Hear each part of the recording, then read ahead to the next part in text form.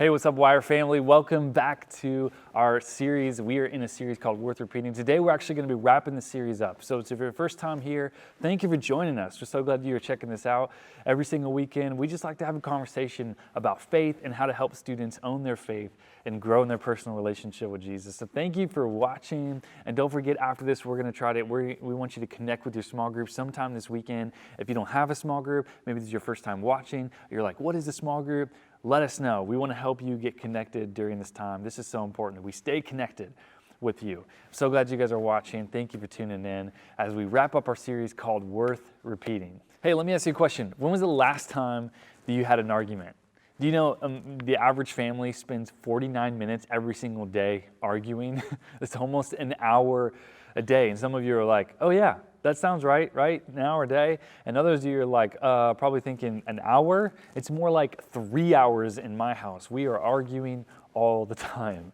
And that's just with your family, right? If we added the time that you might spend arguing with your friends, your teammates, your coaches, your teachers, I think, well, we just say there might be a lot of hours. There might not be a whole lot of hours left in our day after all the arguing that we do. The arguments, the fights, the disagreements, the misunderstandings, the dramas, whatever you call them, they happen in our life.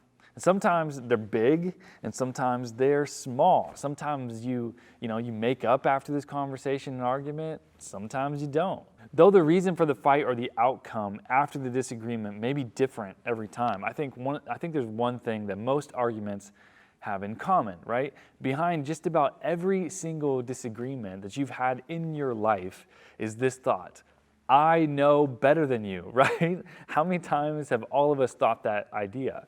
I mean, that's a tough thing to admit, I think, for a lot of us, and I don't think many of us would willingly stand up and say, yeah, like I definitely know that I'm better or am better than just the person I fought with, right? And most of us wouldn't say that, because deep down, we know that we've thought about it, right? At least I have. I know that when I'm arguing with someone, deep down I've thought that. But whether we realize it or not, I think most of the drama and the disagreements or the major fallouts in our relationships with others are influenced by the fact that we think that we are better than the other person. We think that we are right and they are wrong, right? We know and they just don't know. We are smart and they are not smart. I think all of us have had thoughts like that. Now, while it may sound like, we may never say that out loud, right? We certainly think about those things, and eventually those thoughts motivate our actions. They change the way that we not only see ourselves, but also the way that we see the people around us.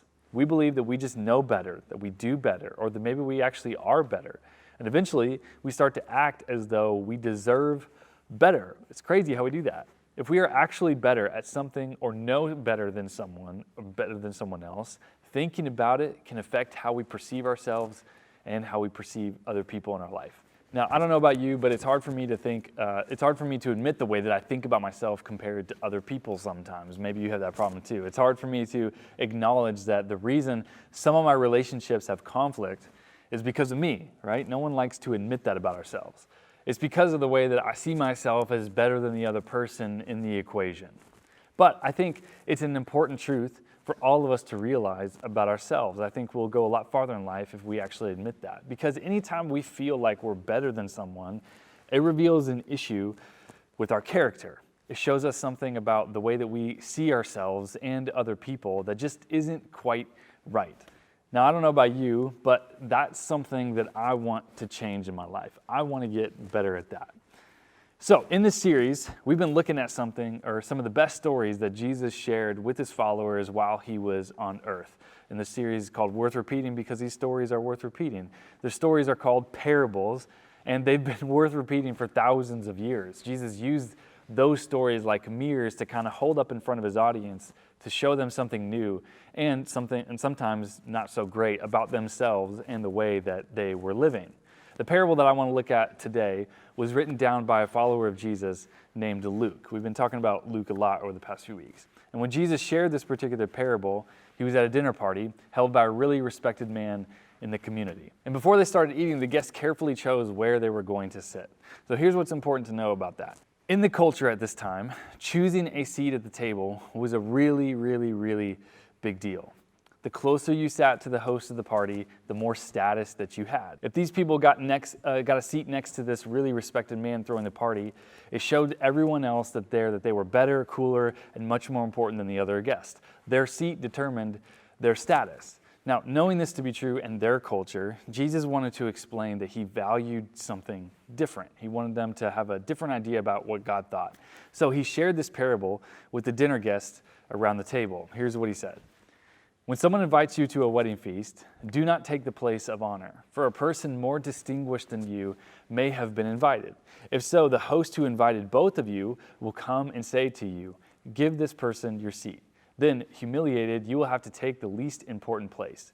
But when you're invited, take the lowest place, so that when your host comes, he will say to you, friend, move up to a better place.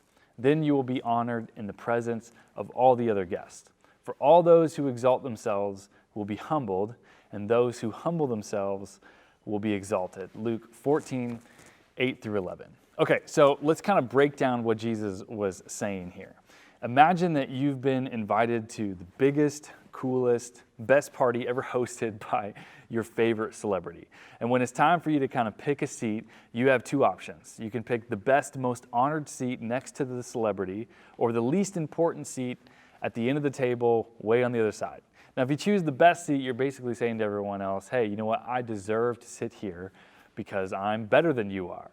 But when you do that, you run the risk of being embarrassed because ultimately you might be asked to move. Now, why is that a big deal? Because there might be someone more important, more deserving of that position than you at that party. But if you choose the second seat, the least important position at the table, you are going to eventually be honored by the host, the guest, and everyone else around you. Why? Because you have shown humility. Humility means that you see and put other people before yourself. A humble attitude will motivate humble actions. Having humility in your heart will change the way that you treat and respond to other people. Now, why was Jesus teaching about humility? Because it's the way his kingdom works, and Jesus himself showed us that when he was here on earth. When he came to earth, he was perfect. He literally was the best. But did he walk around proclaiming that to everyone? Did he take the top spot everywhere he went? Absolutely not. Jesus spent his time serving other people, loving other people, and treating other people the way that they were better than him. In many ways, it was like he chose to sit at the other end of the table. And that's what he has called us to do in our own lives. See, even if we are in fact right, or we do know best, we should simply follow Jesus' example and show humility. Why is humility important? Because it helps us see the value in other people. It helps remind our hearts that the person we're serving is loved by God and important to him. And it helps us see people like God sees them. Humility helps us live more like the citizens of God's kingdom that we are. And putting others people first changes us and the relationships around us for the better. So if you're anything like me, your tendency would probably be to do what people do at the dinner party, move yourself to the head of the table. That's because it's easier to see ourselves as better. It's easier to think that we're right or we're deserving or that we're owed something from someone else. It's in our nature to tend to see ourselves as better than others from time to time. But like we said before, that's usually only ends in conflict. And as Jesus pointed out in his parable, sometimes it ends in humiliation.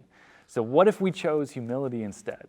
What if instead of thinking that we deserve the top spot on the team, we congratulated the person who got it over us? What if instead of believing that we were the most important friend in our group, we went out of our way to make sure that everyone else felt included and valued? What if instead of ignoring that new kid at school, we went out of our way to say hello? What if instead of waiting for our parents to ask us to do our chores, we finished them ahead of time? I, for one, think that there'd be a whole lot less drama and conflict in our lives if we did. That's why humility looks like an action, because putting other people first changes us and the relationships around us for the better. So this week, I want you to think of just one way that you can practice humility. Maybe it's choosing to apologize first. Maybe it's celebrating someone who gets something great in their lives. Maybe it's just something you've wanted or thought you deserved, but someone else got it instead. Maybe it's admitting that you're wrong in a fight or giving the other person a chance to explain themselves before jumping to conclusions.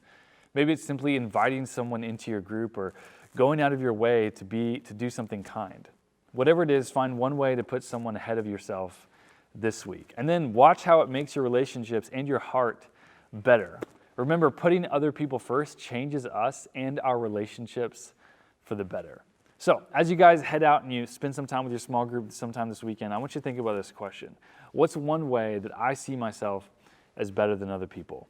I think that's a great question to work through in your small group whenever you guys meet. And by the way, if you don't know when your small group meets or what that looks like, please comment, email us, text us, call us, let us know. We want to help you guys get connected during the season. Hey guys, thank you so much for watching this video. We hope it was an encouragement to you. And like I said, please don't forget to connect with your small group sometime this week. And make sure that you're watching our Noah's Windows devotionals throughout the week, because we're just going to continue this conversation through short 1-minute devotionals that you can follow on our social media platforms.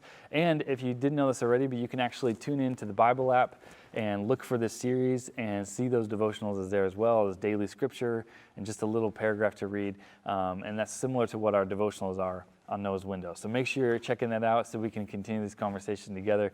We love you guys, we missed you, and we can't wait to when we're all back together again. But in the meantime, thank you for watching. Share this, let us know what you thought, and we hope and pray that you have an incredible week. We love you guys, and we will see you later.